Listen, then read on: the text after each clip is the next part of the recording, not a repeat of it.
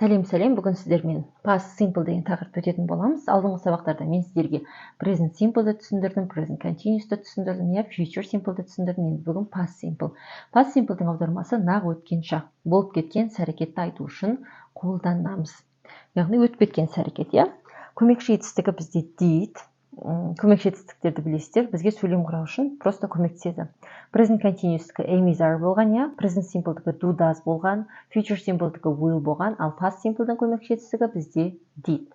Көмекші сөздері қандай? Көмекші сөздері yesterday, кеше, the day before yesterday, кешенің арғы күні, last week, алдыңғы апта, last month, алдыңғы ай, last year, алдыңғы жыл. A month ago, бір ай бұрын. 2 years ago, 2 жыл бұрын. Егер сіздер 2 немесе одан да көп жылды айтатын болсаңыздар, жыл немесе күнді айтатын болсаңыздар, аяқ жағына s жалғайсыздар. 3 days ago, 3 күн бұрын. Яғни ago деген бұрын деген сөз, last деген алдыңғы деген сөз. Бұлардың барлығы сөйлемнің соңында қолданылады. Кейбір разговорный английскийда басында да қолданылуы мүмкін.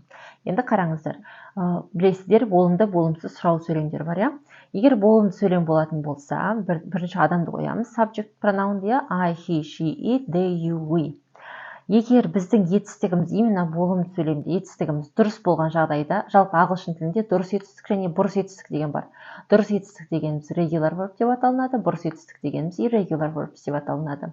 Егер біздің етістігіміз дұрыс болса, біз онда етістікке ed жалғаймыз. Егер біздің етістігіміз бұрыс болған жағдайда, біз етістіктің екінші формасын қоямыз. Сіздер біле білсеңіздер, мектеп кезінде кітаптың артында өткен шығарсыздар, irregular verbs деген бар, яғни бұрыс етістіктер тізімі деген бар. Сол етістіктерге қарасаңыздар, етістіктің бірінші формасы деген бар, етістіктің екінші формасы деген бар, етістіктің үшінші формасы деген бар.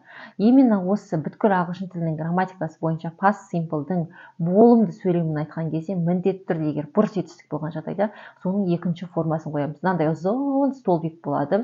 Сол столбиктағы екінші формасында тұрған сөздерді қоямыз. Мысалы, бару дегеніміз бізде go, went, gone. Бірінші формасы go бару деген сөздің, екінші формасы went, үшінші формасы gone. Бірақ біз егер мен бардым деп айтатын болсақ, I went деп айтамыз. See, saw, seen, көру деген мағынаны білдіреді. Бірінші формасы see, екінші формасы saw, үшінші формасы seen. Мен көрдім деп айтатын болсам, мен saw дегенді қолданамын. Келесі, егер болымсыз сөйлем болатын болса, I, he, she, they, we, болымсыз сөйлем болатын болса, did, not'тың қысқартылған түрі didn't.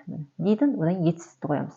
Мен жерде айтып жатқан жоқпын, біз деген екінші формасын қоямыз, или болмаса мынау сияқты ed жалғаймыз деп, бұл жерде ештеңе қоймайсыз. Мысалы, мен бармадым дейтін болсаңыз, бару деген бізде go, went, gone қоя, мен бармадым десеңіз, I didn't go дейсіздер, бірінші формасын қоясыздар. Түсінікті ғой?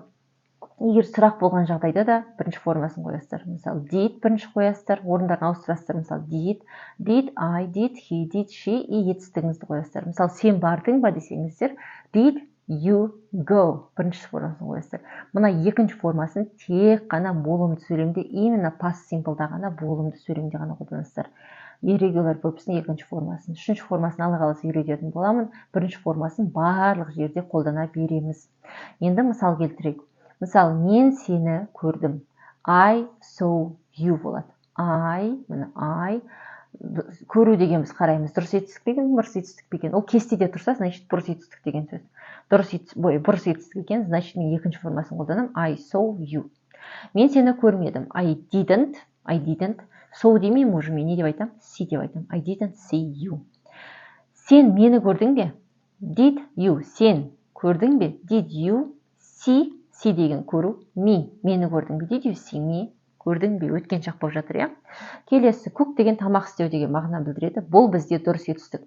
Қайдан білеміз дұрыс етістік екенін? Бұл кестенің ішінде жоқ. Мына кестені жаттап алдық. Бұл кестенің ішінде жоқ, значит, ол дұрыс етістік деген сөз. Дұрыс етістік болса, мен просто ed жалғаймын. Мен тамақ істедім. I cooked болды. I cooked. Мен тамақ істемедім. I didn't cook. Уже болымсыз сөйлемде ed жалғамаймыз. I didn't cook. Сен тамақ істедің бе? Did you cook? Деп айтамыз, оған ed ештеңе жалғамаймыз. Түсінікті ғой? Енді сіздерге сұрақ. Ол ағаш отырғызды, ол ағаш отырғызбады, ол ағаш отырғызды ма деген сөйлемдерді аударып комментарийге жазып кетіңіз.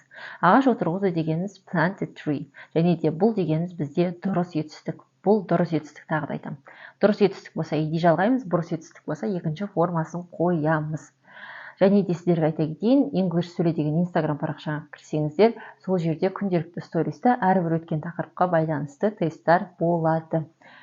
Назар аударғандарыңызға рахмет, сау болыңыздар.